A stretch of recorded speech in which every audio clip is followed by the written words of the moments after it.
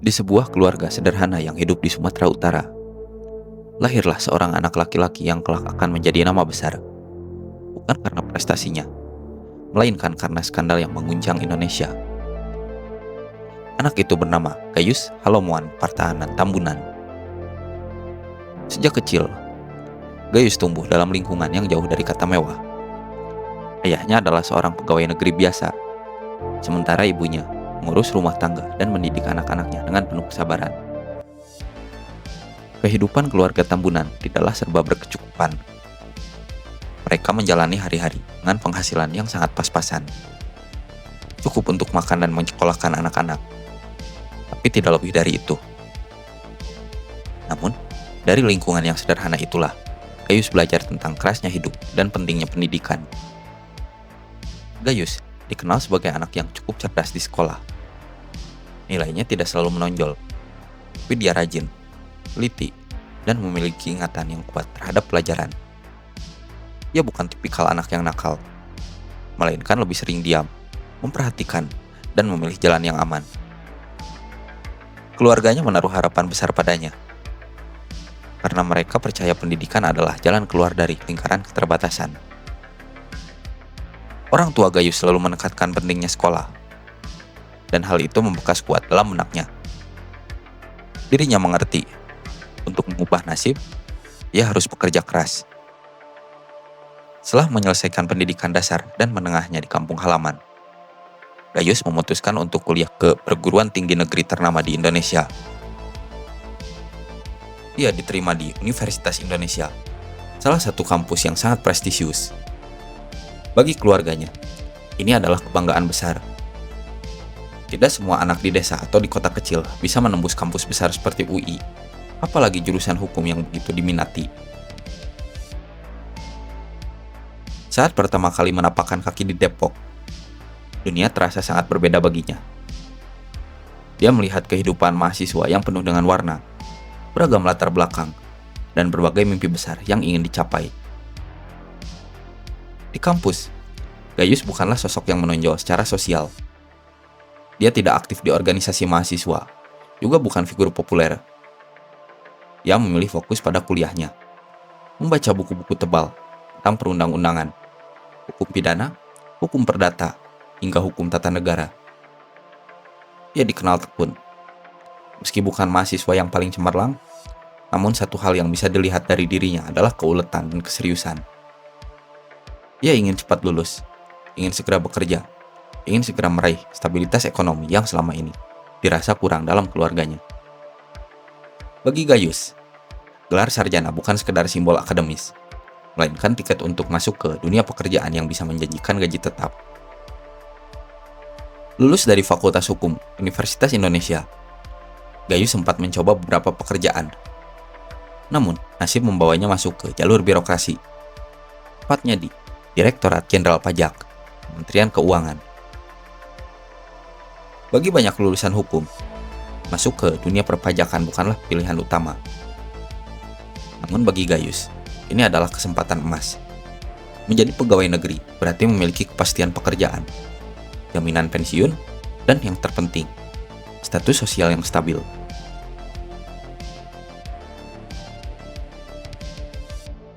Ketika pertama kali masuk ke DJP, Gayus hanyalah pegawai golongan rendah. Gajinya tidak besar. Bahkan, bila dibandingkan dengan kebutuhan hidup di Jakarta, jumlah itu sangat pas-pasan. Namun dirinya tetap bertahan. Seiring waktu, jenjang karir akan naik, dan kesejahteraan pun akan membaik. Awalnya, pekerjaan banyak berkutat pada administrasi, mencatat, memeriksa, dan mengurus berkas-berkas pajak perusahaan maupun individu. Dari sinilah ia mulai mengenal dunia yang penuh dengan angka, laporan keuangan, serta regulasi yang rumit.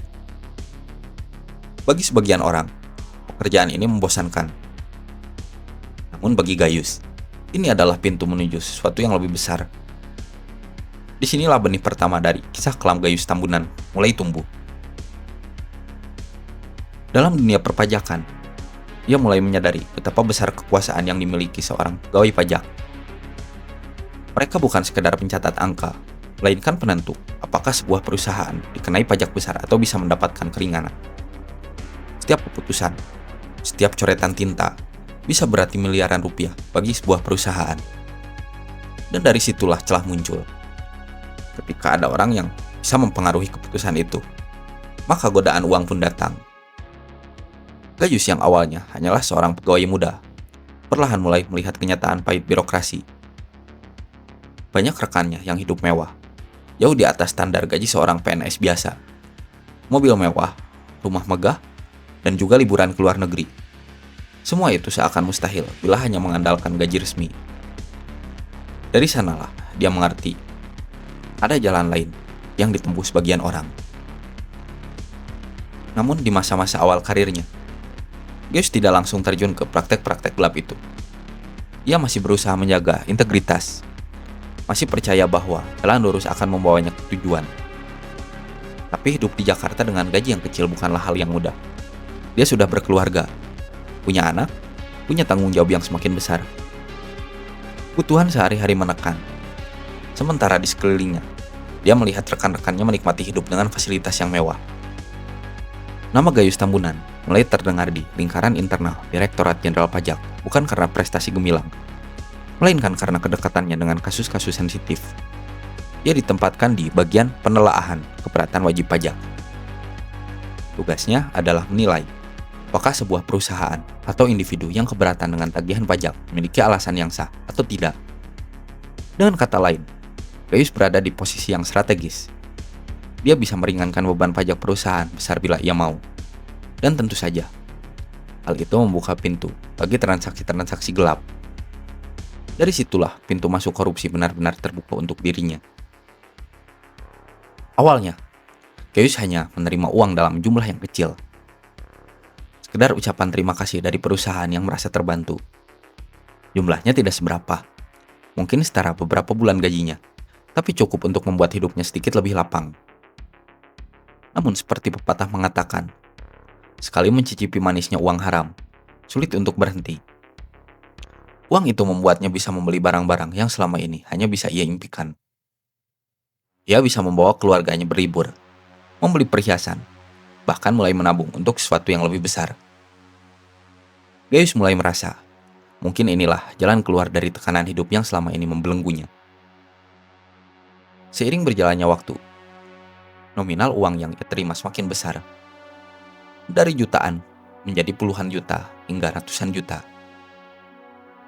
Hubungan dengan para wajib pajak semakin berat.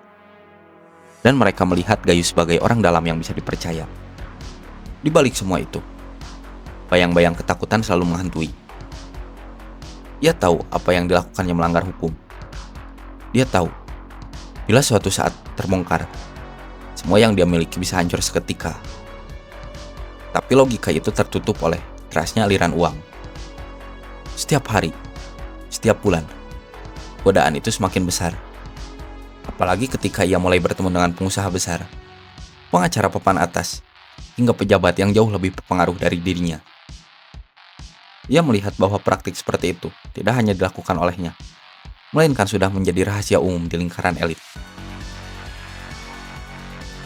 Dari sana, ia merasa lebih aman, merasa dilindungi. Rasa apa yang ia lakukan hanyalah bagian kecil dari sistem yang sudah bobrok. Hari-hari Gayus berjalan seperti biasa di kantornya. Dari luar, ia tampak hanya seorang pegawai negeri biasa yang bekerja mengurusi tumpukan berkas, memeriksa laporan keuangan perusahaan, dan menelaah keberatan wajib pajak. Tapi di balik meja kerjanya yang sederhana, ia memegang kendali atas keputusan-keputusan yang nilainya bisa mencapai miliaran rupiah. Perusahaan yang merasa dirugikan dengan tagihan pajak sering datang dengan pengacara-pengacara ternama. Mereka tahu, menekan aturan tidak cukup. Dibutuhkan seorang dalam sistem yang bisa melicinkan jalan. Dan Gayus adalah salah satu orang itu. Perlahan, nama Gayus mulai dikenal di kalangan pengusaha sebagai orang yang bisa diajak bicara. Ia bukan pejabat tinggi, bukan direktur, tapi posisinya strategis. Ia bisa membuat keputusan yang berdampak langsung pada jumlah pajak yang harus dibayarkan. Di titik ini, Gayus seperti menemukan tambang emas. Uang demi uang terus mengalir ke kantongnya. Lebih besar dari gaji resminya yang hanya belasan juta per bulan. Dia mulai terbiasa hidup dengan kemewahan. Rumah nyaman, kendaraan pribadi yang mewah, dan rekening bank yang terus membengkak. Namun, roda nasib tidak selalu berjalan mulus. Pada tahun 2009, sebuah investigasi internal di Direktorat Jenderal Pajak mulai menemukan kejanggalan. Laporan keuangan dari seorang pegawai bernama Gayus Tambunan menunjukkan perbedaan yang mencolok. Gaji resminya sebagai pegawai golongan 3A tidak lebih dari 12 juta per bulan, tapi transaksi di rekeningnya mencapai miliaran rupiah. Perbedaan itu terlalu besar untuk diabaikan. Nama Gayus pun masuk dalam radar aparat penegak hukum. Awalnya, kasus ini ditangani oleh kepolisian. Pada Maret tahun 2010, Kepolisian Republik Indonesia mengumumkan temuan mengejutkan. Seorang pegawai pajak bernama Gayus Tambunan memiliki rekening gendut senilai 28 miliar rupiah. Angka itu tentu saja membuat publik terkejut. Bagaimana mungkin seorang pegawai dengan penghasilan pas-pasan bisa memiliki kekayaan sebesar itu? Berita ini langsung menyebar luas, menghiasi halaman depan surat kabar dan menjadi bahan utama di televisi nasional. Gayus yang sebelumnya tidak dikenal publik, tiba-tiba menjadi sorotan seluruh negeri. Pengungkapan ini tidak hanya menyentak masyarakat, tapi juga mengguncang institusi pajak. Direktorat Jenderal Pajak yang selama ini sudah dicurigai publik sebagai sarang praktik korupsi, kini seakan mendapatkan bukti nyata. Seorang pegawai kecil saja bisa memiliki harta puluhan miliar, apalagi pejabat yang lebih tinggi. Pertanyaan itu bergema di ruang publik. Rasa marah, kecewa, dan tidak percaya bercampur menjadi satu.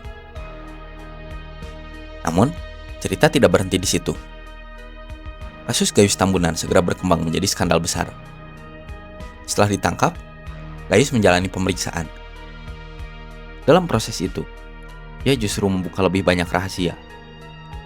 Dia mengaku bahwa rekening miliaran rupiah itu bukan hanya hasil dari tindakannya sendiri, melainkan juga melibatkan banyak pihak lain. Pengacara, aparat penegak hukum, hingga pejabat tinggi pajak. Dari mulut Gayus, istilah mafia pajak mulai dikenal luas. Ia menyebut adanya jaringan yang sistematis, di mana uang pajak bisa diatur sesuai dengan keinginan perusahaan, asalkan ada uang yang mengalir. Pengakuan Gayus membuat kasus ini semakin panas. Nama-nama besar mulai disebut, pengacara terkenal, pejabat tinggi kepolisian, bahkan hakim. Skandal ini tidak hanya lagi sekedar kasus individu, melainkan mengarah pada praktik terorganisir yang melibatkan banyak pihak berpengaruh. Publik semakin geram, karena uang pajak yang seharusnya digunakan untuk membangun negara, justru mengalir ke kantong pribadi. Pemeriksaan demi pemeriksaan dilakukan. Media setiap hari memberitakan perkembangan terbaru. Gayus menjadi headline. Wajahnya terpampang di televisi. Namanya disebut di mana-mana. Dia tidak lagi sekedar pegawai negeri, melainkan simbol dari bobroknya birokrasi di Indonesia. Setiap kali muncul berita tentang Gayus, komentar masyarakat selalu sama. Marah, muak, tapi sekaligus penasaran sejauh mana skandal ini bisa terbongkar.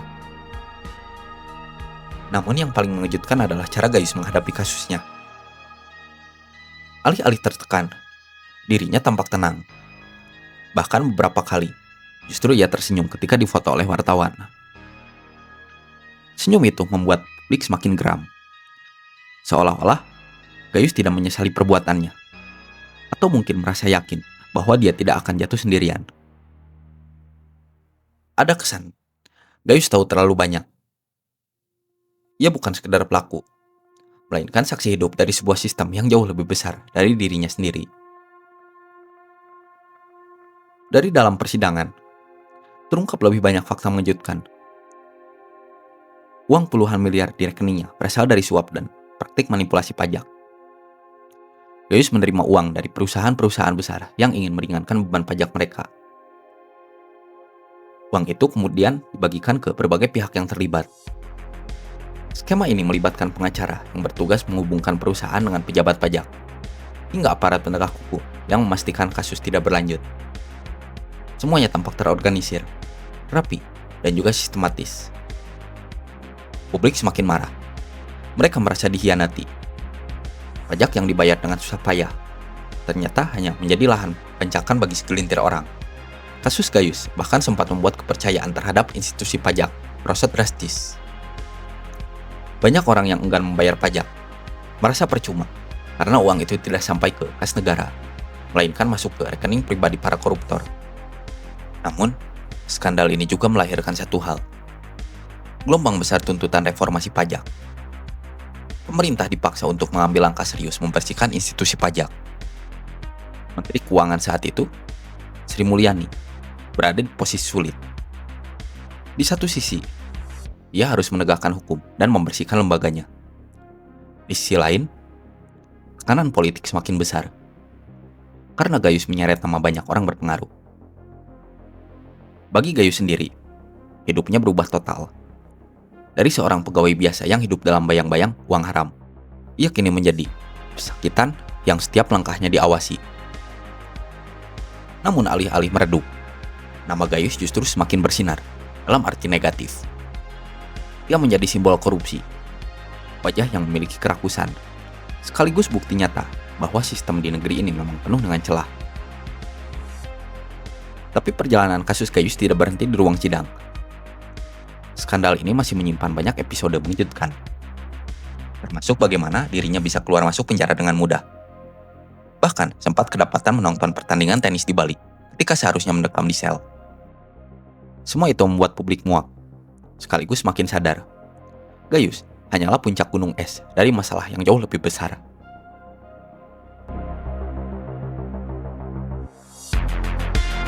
Di ruang sidang, drama Gayus Tambunan mencapai puncaknya. Setiap kali persidangan digelar, perhatian media terpusat penuh. Kamera televisi menyorot wajahnya, sementara wartawan berebut menuliskan setiap kata yang ia ucapkan. Publik menunggu, penasaran siapa lagi yang akan disebut namanya. Siapa lagi yang terlibat dalam lingkaran mafia pajak. Gayus tidak lagi sekedar terdakwa. Ia menjadi saksi yang bisa membuka borok sistem perpajakan di Indonesia. Pada tahun 2011, Pengadilan Negeri Jakarta Selatan akhirnya menjatuhkan vonis. Gayus divonis 7 tahun penjara karena terbukti melakukan tindak pidana korupsi dan pencucian uang. Namun bagi masyarakat, vonis ini terasa terlalu ringan. Uang puluhan miliar yang ia kendalikan, dampak besar yang ditimbulkannya, seolah tidak sebanding dengan hukuman yang dijatuhkan. Vonis itu justru menambah rasa kecewa publik. Seakan-akan, hukum kembali berpihak pada mereka yang punya uang dan juga kuasa. Tapi kisah Gayus tidak berhenti setelah vonis dijatuhkan. Justru kontroversi semakin memuncak. Pada tahun yang sama, publik dikejutkan dengan foto-foto Gayus yang beredar dengan luas. Ia tertangkap kamera sedang menonton pertandingan tenis internasional di Bali. Menggunakan kemeja santai, duduk di kursi penonton, tersenyum lepas. Foto itu menyebar dengan cepat di media sosial dan menjadi bahan utama di media massa. Bagaimana mungkin seorang narapidana kasus korupsi bisa dengan mudah keluar dari penjara, pergian ke Bali, bahkan menikmati hiburan mewah? Kejadian itu menampar wajah penegakan hukum di Indonesia. Kasus Gayus berubah menjadi simbol betapa mudahnya hukum ditundukkan oleh uang. Publik semakin muak dan pemerintah berada di bawah tekanan besar. Setiap hari, berita tentang Gayus menjadi bahan pembicaraan. Tidak hanya di Indonesia, bahkan sampai juga di media internasional. Negara lain mulai menyoroti betapa lemahnya sistem hukum di Indonesia, betapa bobroknya birokrasi, dan betapa besar dampak korupsi terhadap perekonomian. Foto Gayus di Bali bukan satu-satunya skandal. Dalam beberapa kesempatan lain, ia juga dilaporkan keluar dari tahanan untuk urusan pribadi. Seakan-akan penjara bukan lagi tempat hukuman, melainkan hanya tempat formalitas saja. Dari balik jeruji, Gayus masih bisa mengatur, masih bisa keluar masuk, dan masih bisa menikmati hidup. Semua itu hanya mempertegas satu hal. Sistem penegakan hukum di Indonesia tidak hanya rapuh, tapi juga bisa diperjualbelikan. Namun, bagi sebagian kalangan, kasus Gayus memberikan pelajaran pahit yang sangat berharga. Dirinya membuka mata masyarakat bahwa masalah perpajakan bukan sekedar soal administrasi, melainkan juga soal moralitas dan juga integritas. Pajak, yang seharusnya menjadi sumber utama pembangunan negara, ternyata bisa dipermainkan dengan mudah. Gayus hanya satu dari sekian banyak pelaku, tapi kasusnya menjadi simbol busukan yang sudah lama diduga oleh masyarakat. Dampak kasus ini juga terasa di ranah politik. Menteri Keuangan saat itu, Sri Mulyani, yang sejak awal mendorong reformasi birokrasi pajak, justru menjadi sasaran kritik. Banyak pihak yang menekan, seolah-olah kasus Gayus adalah bukti kegagalan dari Sri Mulyani. Padahal, justru di era Sri Mulyani kasus ini bisa terbongkar. Tekanan politik akhirnya membuatnya memilih mundur dari jabatannya dan menerima tawaran menjadi Direktur Pelaksana Bank Dunia. Bagi sebagian orang, ini adalah bentuk pengorbanan dari seorang pejabat yang berintegritas, tapi terseret dalam pusaran politik sebab keberaniannya membongkar kebusukan sistem. Sementara itu, Gayus tetap mendekam di penjara, meski statusnya lebih mirip tamu istimewa daripada narapidana biasa. Dia menjadi wajah korupsi di Indonesia, sebuah nama yang akan selalu diingat ketika orang membicarakan betapa parahnya mafia pajak di negeri ini. Kasusnya masuk dalam catatan hitam sejarah hukum Indonesia, disejajarkan dengan kasus-kasus lain yang melibatkan miliaran hingga triliunan rupiah uang negara. Kisah Gayus adalah kisah tentang ambisi, godaan, dan kejatuhan. Dari seorang anak biasa di Sumatera Utara, ia berhasil menembus Universitas Indonesia, masuk dalam lingkaran birokrasi, dan membangun karir yang seharusnya menjadi banggaan. Tapi godaan uang membuatnya keluar dari jalur. Ia terjebak dalam sistem yang memang sudah kotor, dan alih-alih melawan, ia memilih ikut bermain. Dari sinilah semua berawal, hingga akhirnya ia menjadi simbol kerakusan dan kebobrokan birokrasi. Hingga hari ini, nama Gayus Tambunan tetap hidup dalam ingatan masyarakat. Tiap kali ada kasus korupsi di bidang pajak, korupsi, publik selalu mengaitkannya dengan nama Gayus Tambunan. Ia telah menjadi metafora bahwa seorang pegawai kecil bisa mengguncang negara bila terjerat korupsi. Kasusnya menjadi pelajaran sekaligus peringatan bahwa sistem yang bobrok akan selalu melahirkan orang-orang seperti Gayus jika tidak ada reformasi yang nyata.